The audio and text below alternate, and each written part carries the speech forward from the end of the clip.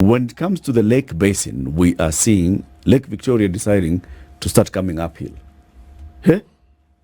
So there's backflow of Lake Victoria. Some videos that were shared with me by a friend, and these were from Sindo Township of Suba South constituency, Homa Bay County, where over the weekend there was serious water. And they say it affected families, it caused deaths. We have invited the area member of parliament. Caroli Omondi is the MP for Suba South constituency. Good morning, Mheshimiwa. Good morning, Siri. Welcome to Kenya's biggest conversation. This is the Situation Room. That's the hot seat of the Situation Room. How does it feel? So far it is cold, but I believe it will warm up. I'm happy to be here. Thanks for having me. Yeah, in our classic hospitality, we welcome you with the day's proverb. You listen to CT, he will give you the day's proverb. Every week he goes to one African country, he researches and comes up with proverbs, one a day from that country. This week we've been in the Republic of Algeria. Mm-hmm. The one whose belly isn't full of straw isn't afraid of fire. The one whose belly isn't full of straw isn't afraid of fire. Caroli, what's your interpretation of this proverb? Oh my God, what an ambush. From the land of Frantz Fanon, Yes. Algeria. The one whose belly is not Full of straw isn't afraid of fire. isn't afraid of fire. I'm glad you mentioned the wretched of the earth. The wretched of the earth. Frantz Fanon. Frantz Fanon. Yes. Belly, does it have anything to do with contentment or satisfaction? You tell us. What's your interpretation? We want your interpretation. I would imagine your ambition is dictated by your anger for success or something, or levels of satisfaction. Is it an Arabic saying? Or? Well, this is an Algerian proverb. The truth of the matter is that your interpretation is always correct. It can't be wrong, because that's how you respond to the proverb. Yes. Thank you. Yes. Thank you. So every time we ask for an opinion, we learn something new about the interpretation. I may have my own. When you introduce yours, I say, That's a new way of I hadn't looked at it that way. This is good. Say it again. Your own success is determined by the hunger. Yes, how much you want something. How much you want something. Yeah. And how much you need it will determine whether you fear the fire or you You're gonna keep you going. plunge into it. Okay. Yes. So Suba South is in Homa Bay. Yes. And we have, heard it said many times before that the largest portion of Lake Victoria, Kenya's Lake Victoria, is in Homa Bay. And now we are hearing about, rivers that are feeding into the lake, swelling, and then the lake itself having backflow. How are you affected as Suba South constituency? Thank you very much. Let me begin by saying a few days ago, we had a very bad experience in Suba South. The villagers described something that, when they talk to you, you'd imagine was a cyclone. They say there was a whirlwind that came from the lake and then went up to the hills and poured rain there at around 1 during the day. And it then created mudslides and a lot of water flow going downstream about 5 to 6 kilometers into Sindo town. It did not rain in Sindo town, actually. Allah? It did not rain in Sindo town on that day. So this thing, they describe it as a cyclone. There's a Luo terminology for it.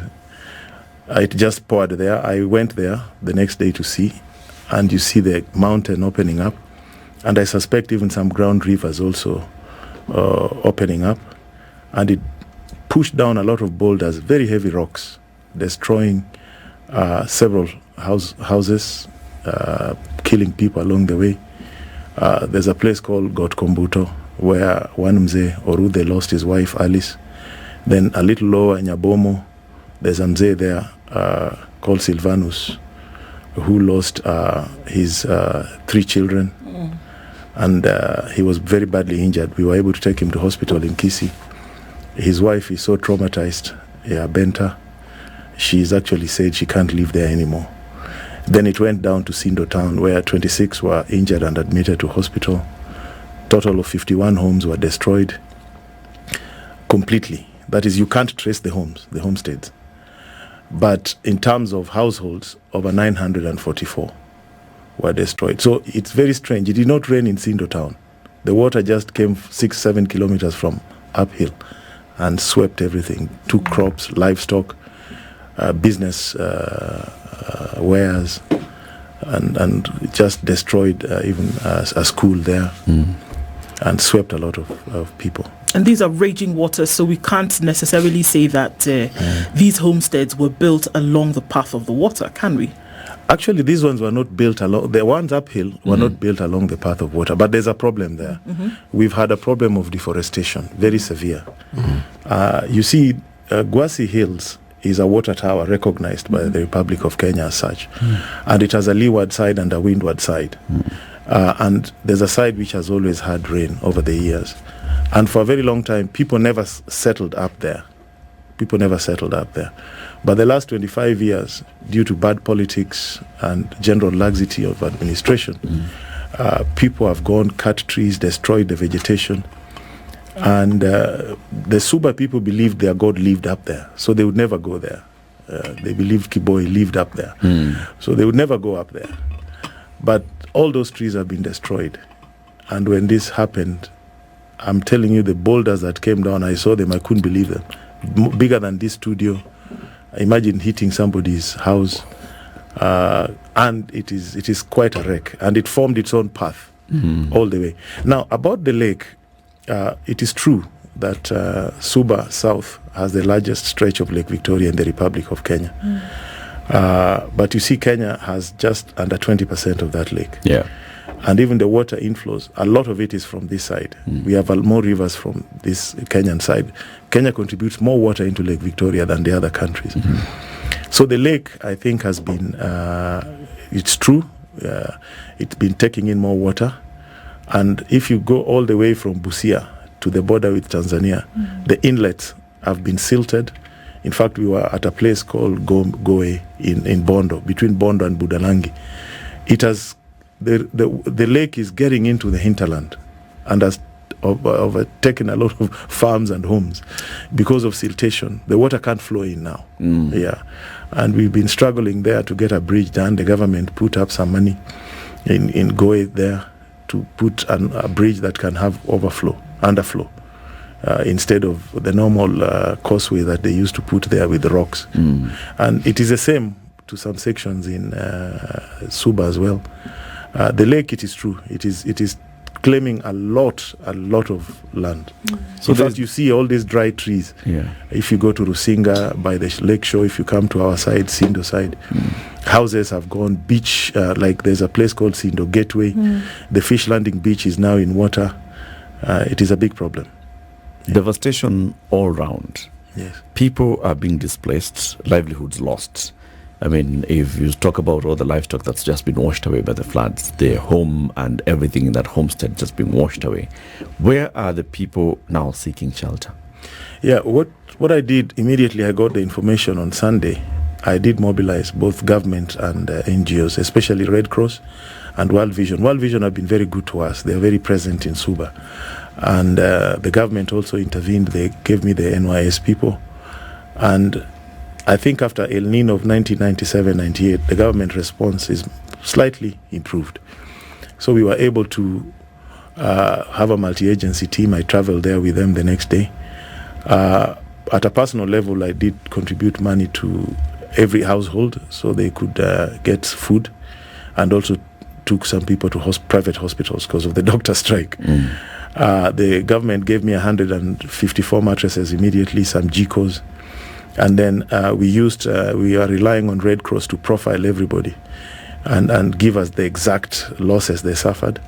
So there's going to be, I'm in touch with the Office of the Deputy President, because they're the ones coordinating this, so that we can make a major visit there. We have not put them in schools. I deliberately asked the communities to be accommodated within communities, so we don't have a camp. We've asked the families to take in those who are affected, neighboring families, people from their churches, and that is what we are doing. I hear you mention a lot of, you're a National Assembly member. What's the county government doing? Yes, I did reach out to our Governor Gladys Wanga, and she sent a team. I was with her team down there. She sent actually 3 ministers. And we walked up the hill together. We sat down with Red Cross people. We profiled people. This is the second time we're having a little bit of this problem. A few months ago, we did have it in Lambwe, the valley, and we worked again with her in providing relief. So she did send her team there. We spoke, and I met them. Yeah. The efforts to mitigate against what is going on today seem as though once it is an area that's affected, that is under the jurisdiction of a leader, that leader then goes out and sorts out that issue. In terms of coordination of effort, to know where there is an issue, where there are problems, and then to forestall further destruction, or to then say, those who've been affected, let's see how we can care for them. The coordination of it all seems to be quite sporadic around the country, if there is any at all. And I think that is now a major pain point for a lot of people, because here we are talking about Homa Bay, but this same issue is replete across the country. And I think that's where the call now starts to be, that where would we see, or how can we see some kind of coordination? You did mention that the Deputy President's office is in charge of this, but then it just doesn't seem as though we know exactly what's going to happen where, and also what's going to happen this weekend, when we know that there will be more. Yes. I mean, it's not a question of will there will be more, but then in terms of a plan and what is going to happen for coordination of efficient mitigation, what are we looking at? You see, for disaster management, there are various layers. The most critical one is early warning system. That seems to be there. It is. Because, the Met Department did warn that this thing will happen, that there'll be excess rain. They did warn. Where I see the greatest weakness is the response. It is true, I was there with the county government, but apart from profiling, they came empty-handed. It is also true that I was able to get the mattresses, but this was what was left over from the previous activities we were doing. And I've seen also in places like Maimahiu, the warning, there's just no immediate response. So I think something needs to be done in the chain of disaster response, where things are available, ready to go, within hours of a disaster occurring. The difference with what I'm seeing here, and when I compare to what I saw in 1997, 1998, where we had rains for 10 months actually. The El Nino of 97 started around May up to February of 98. You see, that was proper natural disaster. Yeah, this one, there are a lot of elements of man-made disaster. Right. Yeah, a lot of elements. The rains are there. Yeah, but if you see the effects of them, like what we had in Suba is environmental degradation. Yeah. Okay. What you have in Maimahiu are people settling in the wrong places. In Nairobi, it's the same. When I was driving here, if you see the Nairobi National Park, it has rained there as much as it has rained in Kitengela. Yeah. But there are no floods in the park because the natural environment has remained. In Kitengela and the areas all around that park, up to Kapiti Plains, where due to construction, they've blocked the natural pathways of water, there are floods. Yeah. So those are man-made. Yeah. And to your point, I think the response is, in terms of delivering the relief required, is weak. That needs to be fixed, both at the national level and at county government levels. Yeah. There have been months of preparation for this, Caroli. The first time that Kenya Met said, all right, Kenya Met and other experts, we hosted a university professor who trains people who go to work at Kenya Met. And that was at the height of the hunger. And he said, you see what we are seeing now, the drought. Expect heavy rainfall to follow October 2023. And the heavy rainfall will come, obviously, because now there's nothing on the vegetation. The soil will be washed away. Expect flooding. This is the natural cycle of things. When you see this, expect the next thing will be this. Of course, this information was taken to all arms of government. There have been months of preparation for this. So we are where we are. Preparation could be say they could argue they did, but we're where we are. The response right now, how should it look like at national level? Because this is national. And then how should it look like at county level, at ward level? In your own you see, estimation. Actually, at all levels, there's emergency money. Even with the NGCDF that or MP's oversight. In my case, there's a percentage, 2%, which is for emergency. And I've already mobilized. There are schools that lost toilets. Whatever is infrastructural damage in those schools, the team is already out there. They've already given emergency contracts, like a school called Msare. When they open, there'll be no toilets. So already we have asked them to immediately make sure they have 8 door toilets there, 4 for either gender. At the county level, there's also 2% of their annual budget for emergencies. Same at the national level. So actually, people should be prepared. What is missing is the government should have, both governments, county and national level, should have had, when a disaster of this nature happens, there'll be infrastructural damage. So you should have equipment to clear the debris and lock the places, make certain interventions. You should have that on the ready and go. You should have food stuff. Yes, you should have clothing. You should have medicine, because there'll be diarrhea, malaria, all sorts of waterborne diseases. It is known. It is not something new. Yep. Yes, you should have all those things on the ready and go, and placed strategically so that you can move them quickly. So to the question, those who are affected. So the question is then what is the problem? Because this is what we are trying to decipher and understand, and why it cannot. Because we understand that when you have mechanisms for early warning, such as the Kenya Met, that is why they are there. And in this instant, Kenya Met is telling you about weather patterns. And their job is to give this information, which they've done. I don't think we can fault them here at all. We have been told that this is what is going to happen. And they started to talk about this in October. And because we see these reports. And then in January, we were told that the rains will come at the end of February and they will last well into June. We were told about the intensity. Not only did they tell us that it would rain, they told us what would happen as a result of that rain and what to watch out for. So the question is, why is it? And then we also know, because we laugh about it here, we talk about the lowlands and the easterly winds and all of those things. But then we are clear that in the lowlands, that folks will be most intensely affected as a result of floods, landslides, all these things. So we know. And one of the things that government must do, or, states must do, is take information and data and use that to make decisions or action. So our question is, what's difficult in making the connect between the information and then what must be done? Because you can store mattresses, you can store dry food, you can store medicine, up until a particular point, right? But you can store it for some time. You can store jikos, they don't spoil, I don't imagine. You can store jerry cans for clean water. You can store mobile toilets, or at the very least, you can order them. Why would it have been so difficult to have all of those things waiting in the areas that we've already been told there will be this issue? Why is it so hard? Government is... I've worked in government. What I remember one time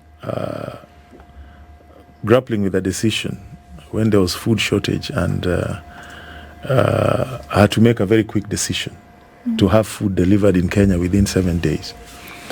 But to do so, I literally had to get approval of the cabinet. And the cabinet normally meets on Thursdays. And I was dealing with this problem on Friday. So you have to wait until next week. And I went to see Ambassador Mudhaura as head of public service. And he looked at me and he told me, Caroli, people are dying and you're asking me that you can't make a decision. I think decision making in government is a problem because of the procedures. I think that could be part of the problem. But also, the other problem is we have this multi-agency team. That is a very good approach. They've established, it's part of the old strategy from old El Nino to the bomb blasts that we experienced, Dusit and the rest. So there's always the multi-agency approach. But when you have the multi-agency approach, you also don't have single responsibility line. You don't have leaders. You don't have leaders. You don't have somebody to hold accountable because everybody will be blaming the other. So I think there's some refinement needed there because it is so obvious what is supposed to be done. And it is embarrassing. It is embarrassing that we go down and we don't have even iron sheets. I mean, somebody has had his home destroyed. They could move to some other place. It's just 25 iron sheets. Yeah. And some,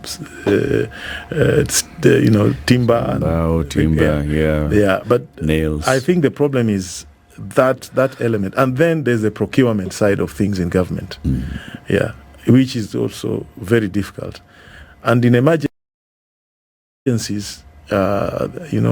people also fear. Some civil servants fear taking action because of what may follow. So I think we need to refine that. Yeah. Let's take a break. We need to refine We'll that. continue this conversation shortly. It's 28 minutes to 9. The Honorable Caroli Omondi is the Member of Parliament for Suba South constituency. He's here as an MP and also as an MP of an area that has been affected. Of course, all 290 constituencies have been affected. But he's just giving us his own perspective of how his constituency has also been affected, impacted. There's the Lake Victoria backflow. There's the heavy rains that, came over the last week, swept villages and town. Sindo town was severely affected. You've told us about Nyabomo, Gotkombuto, and the other places, and what's happened. The people who've died, people who've lost their loved ones. A woman who says, I will never, ever live here again. She lost how many children? 3. Florence, Moses, and Calvin. Your 3 children die, and you're supposed to deal with it. Okay, so the rain started beating us a couple of weeks back, all right? And then we saw the flooding happening. We saw flooding in, of course, Tana River. Then we see the flooding in Nairobi and devastation in Nairobi. And then the leadership starts talking. The president tweets and says, okay, this is serious. Offer my support to the people of Nairobi. On Tuesday, the president calls a cabinet meeting. And this is after the devastation in Mai Mahiu, where an entire village was swept and people died and were buried in the mud. The president then goes to Mai Mahiu and visits the area. This is after the deputy president and all. On that same Tuesday, our National Assembly was seized of what's happening around the country, and they decided the most important thing to discuss is a motion by a member of parliament to discuss the impeachment of a cabinet secretary over fertilizer. And they set aside another day of business on Thursday to discuss the impeachment of the cabinet secretary over fertilizer. The National Assembly. National Assembly can set aside time to discuss matters at a moment's notice. You're a first-time member of parliament, Caroli, but you know how parliament works. You've worked as a chief of staff in the office of the prime minister then, and you knew when he was going to respond to prime minister questions in parliament. I'm sure you're among the people who would prepare him. So you know how parliament works. Looking at this, I ask you, where is our National Assembly? Is it alive to what's happening in the country? Yeah, I need to bring some clarity to this issue, but I can sense your anger and probably the frustration of the public. But what happened, we did as a National Assembly actually call for a special order on the floods. What does that mean? What happens is if there's an issue of national importance, you can rise up in the House and request for a special allocation of time. And if you have 30 or so members supporting you, then the Speaker will accede. We did that, and I think it was brought by the member for Kipkeli and his Cherorot. And we were all in the House, and we discussed the issue of floods, and we spoke all about it. That was last week. That is true. But it was the same time that the honorable member for Bumula brought the impeachment motion. Now, our hands are tied under the standing orders. Actually, if you look at our standing orders, any motion to remove somebody from office takes precedence over all other business. And there's a timeline. The speaker has to make a decision within 3 days. It has to be brought to the House. If it is approved, it has to be heard within 10 days, and the matter dispensed with. So we had, we were scheduled to go for a brief recess, 1 month working recess, to start dealing with the budget. And we had no choice. We had to dispose of this matter, because that's what the standing orders. In fact, yesterday's session, the speaker, even the normal taking of oath, communication from the chair, all that were put aside, and the impeachment motion took precedence. But look at it this way. One of the roles of Parliament is oversight. And even on this issue of floods, I think Parliament has to be alive to that fact. We need to call people to account why the response has been the way it has been. I think that is part of our role. Yeah. Are you saying that even when whatever is happening in the country is happening, and you are Parliament, that the motion to remove someone from their cabinet seat takes precedence over everything else, and you cannot discuss anything else except this? Is that what you're saying? Actually, that is what is in our standing orders. All right. Who creates these standing orders? The National Assembly. Yes. I found them there. Precisely. Yes. Have these standing orders in the history of this country ever been changed? Yes. They were reviewed, I think, 2 years ago. So what brings about the review and the change? This kind of issue. So probably we should change them and say, must. in case of a national disaster, not should, must. Must change them. Because this is not the first time we're having this sort of problem. Yeah. But So also, are we talking Mheshimiwa, about- taking precedence doesn't mean that it's the only thing that you discuss. We have seen Parliament sitting up to midnight, Yes. right? So it's possible for you to discuss two things that are taking precedence, Correct. right? Correct. You could deal with formation of a committee to deal with Medeka Linturi, and thereafter extend the sitting of Parliament to deal with another national emergency. Actually, Is not true? that business was dispensed with by 1:30. You're right. So the afternoon should have been dedicated to something else. Yes, you're right. Okay. Yes. So then wouldn't it be clear why then public speculation is that the tone or the current music that the country is facing then is not being heard by the very body which has the mandate to make sure that some of these things are moved? If an entire afternoon whereby there could be quick action and quick thinking and quick decision making about something that is engulfing the entire country, look where you want. North, south, east, west, doesn't matter where you are. Look, it is a situation that is engulfing the entire country, and we didn't hear a peep out of anybody in the whole half of yesterday, whereby things were getting uber serious. How would you expect the public to think? What would you expect the speculation to be? they would feel abandoned. They would feel abandoned. For sure, I agree with you. You see, the House business is that we have something called House Business Committee that has both majority and minority sides, and they set up the business of the House. So for a member like us, all we have is to go to the floor and dispense with the business brought to us. But if it's a matter of national importance, or like what the member has is to stand up, marshal a few numbers, and the speaker will accede, which we already did last week, actually. Okay. Yes. Take us through what happened last week. So when Parliament discussed the ongoing situation in the country, what happened? Yes. And you see, unfortunately, that kind of business is normally allocated towards the end. So we were given 1 hour between 6 and 7. And Honorable Wangari was the person presiding. So, and again, there's a problem we have in Parliament, which hopefully, again, in those standing orders, I've been asking our colleagues that we look into. We are given too much time to talk. People have converted Parliament into something that sounds like a rally. If you look at the House of Commons, people speak for 3 minutes. And when we were young, we had something called précis. If you can't express your points in 3 minutes, well, how will you express them in 10? So I've been telling them we need to really change the rules so people speak for 3 minutes so many members can contribute. I mean, we reduced this to 5 minutes. I spoke for 3 minutes and I donated the other 2 minutes to the other members. But it was at 6, so probably the national attention was not at it. Yeah, but we spoke for 1 hour on this issue. And then, so what came out of it? On Tuesday. We asked for interventions. Every member who had been affected made reports of what had happened in their constituencies, and we asked for what assistance that was needed immediately. Remember, Wednesday was a national holiday, so we did it on Tuesday at 6, between 6 and 7, and then Thursday morning we had to go for this impeachment motion which had taken precedence.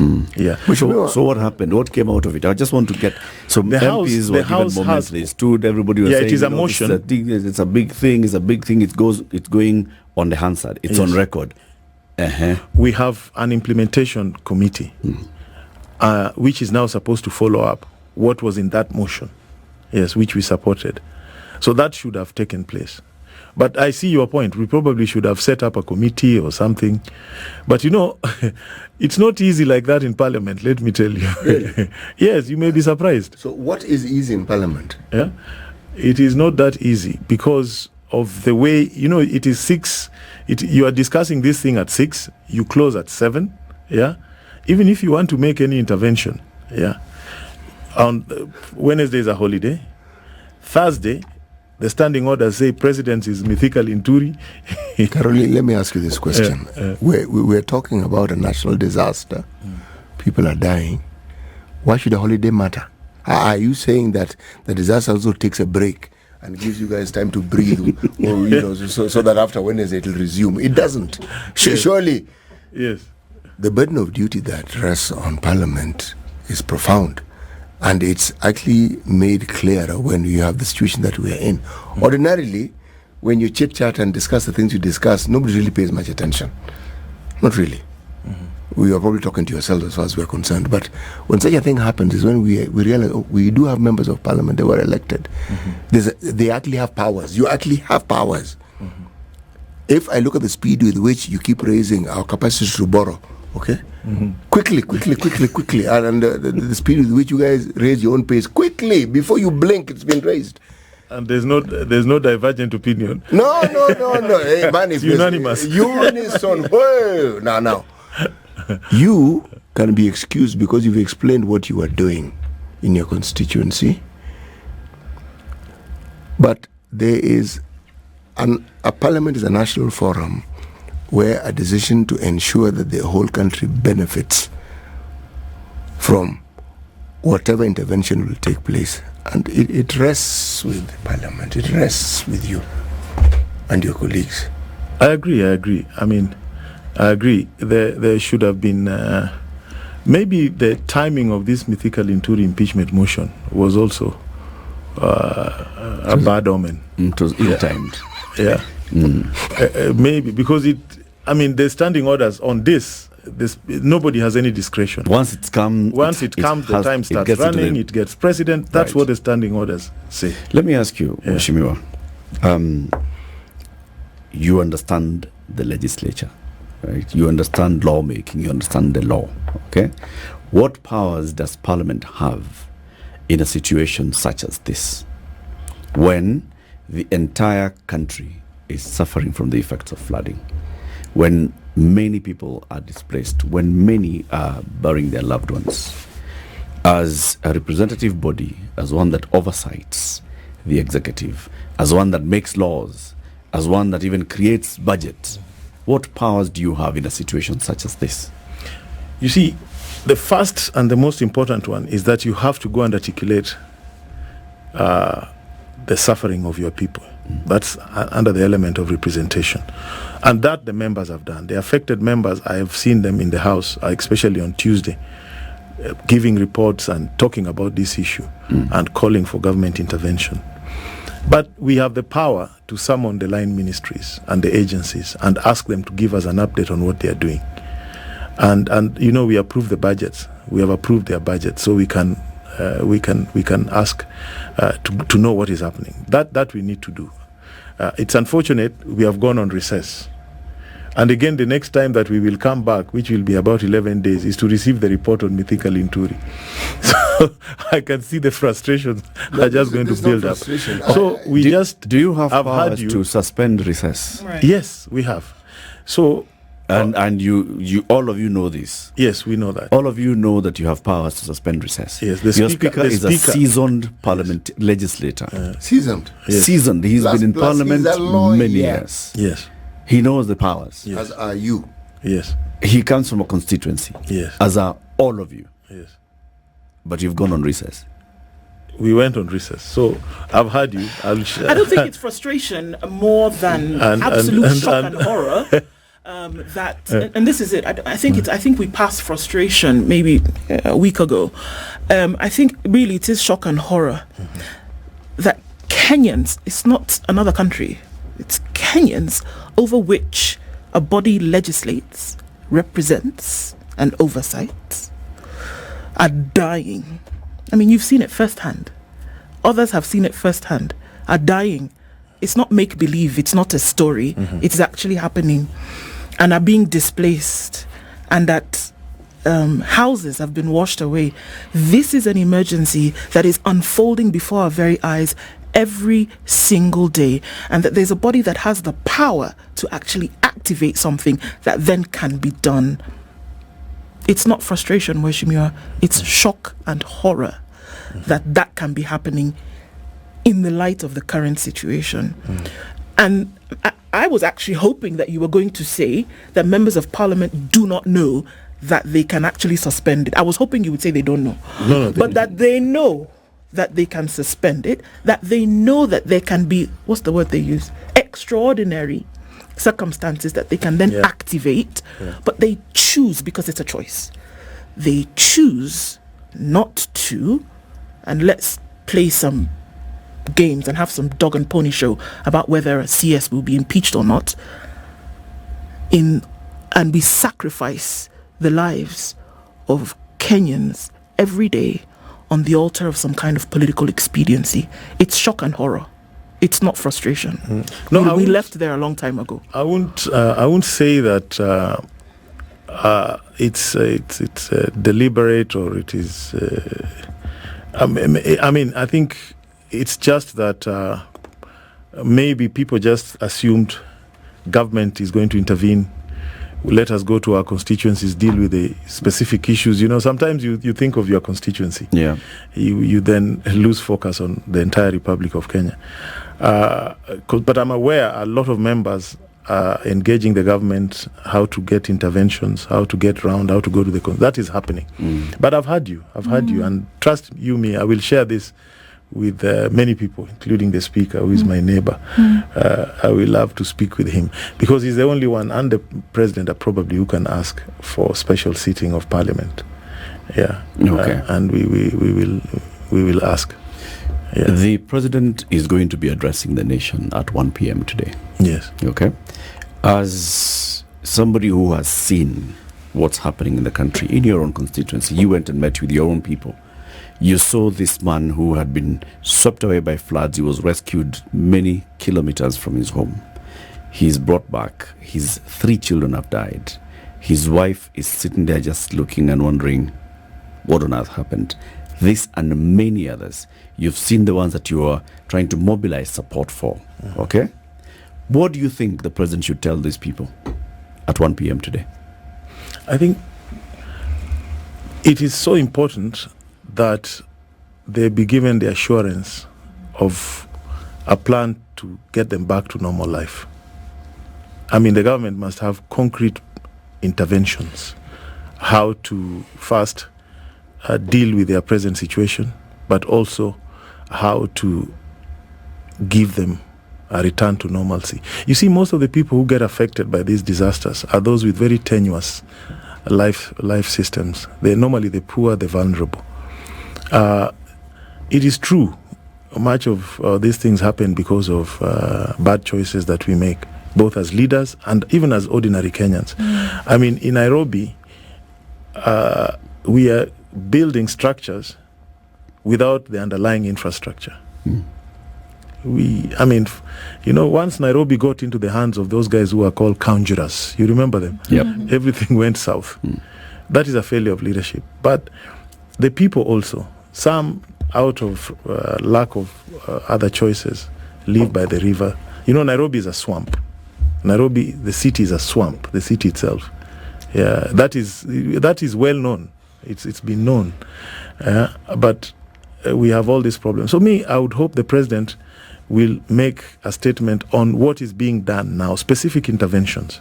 Like the people of Suba, I need almost 3,000 iron sheets that I need to give to the people of Suba, those who lost their homes. I need heavy lifting equipment to go and clear the debris. I need reforestation program. Yeah. We already started last year. At least Kenya Forest Service put a camp there. But not much has happened since. So we need very specific interventions, and across the country, because there's also complaint that some areas have not received the necessary attention. That they've suffered the same problem. So that's what I would hope would come from the president and his team. Are the people of Suba South ready to reopen schools on Monday? Yes, I think they are. I think they are, because apart from the schools that lost toilets, we don't have. We have some private schools that are submerged in water, but most of the public schools are okay. Yeah, I think they are ready. I've not received any reports of a school that is completely submerged in water or inaccessible. The problem we have is the roads have been thoroughly damaged. Even the tarmacking that was going on, we have to stop that. Yeah, but I think the schools are ready. But the problem is, if you bring them in and the rains come, and they get submerged. When you bring them in and the rains will come, yes, the rains will not stop because children have gone back to school. The rains will come. But isn't that what we're talking about? Making decisions based on information and data that we have we have prior to action. We have the information. We already know what's going to happen. And we've also been told the rains will be heavier. We've been told. So, and there's even a bigger problem. What if will some areas be going to school, others not? Yeah. That's a decision the Ministry of Education has to help us with. You see, what I dread when I look at the times when we've had such heavy rainfall and we've had mudslides and we've had all manner of things, and when I look at school-going children, and I'm comparing this with the time when we keep talking about the North Rift and the banditry, where you're being told there are 27 schools that shut down because of banditry. Now we have rain. I'm looking at other places where schools are flooded. I'm looking at other places where the roads are flooded. Now, children in school with all this, see, that to me is a disaster in the making. It takes one. Even health complications that will arise. It just takes one. Yeah. One school being affected by this. One. And the entire picture changes completely. Yes. Is it worth it? Not really. In my mind, it is not worth it. Caroli, speak to the people of Suba South. No, you see, when I was there, one of the most challenging things was how to compensate people who had lost chickens, goats, and some cows. Some cows, That was very challenging. But Red Cross is profiling them. What I would like to do is just to give them, to assure them that we are working on some very specific interventions that hopefully we will be able to go down with in the next few days and help them. Yes. This is to help them just to... Yes, those who... we lost also somebody, Peter Otiende, here in Nairobi. He had come to visit his brother somewhere in Lakisama. He was also swept. We are going to transport the body. The 3 children, I already gave them the assurances we'll foot the funeral expenses for that. The Mzee we took to hospital, we are paying for that. Yeah, but that is just for immediate medical relief. The rest of it is long term. We are looking for food, seeds, yeah, to give them. Yeah. We wish you all the best to you, your constituents, to everybody across in the country. Let's all stay safe. Conversations continue in the next hour. Caroli Omondi is the Member of Parliament for Suba South constituency.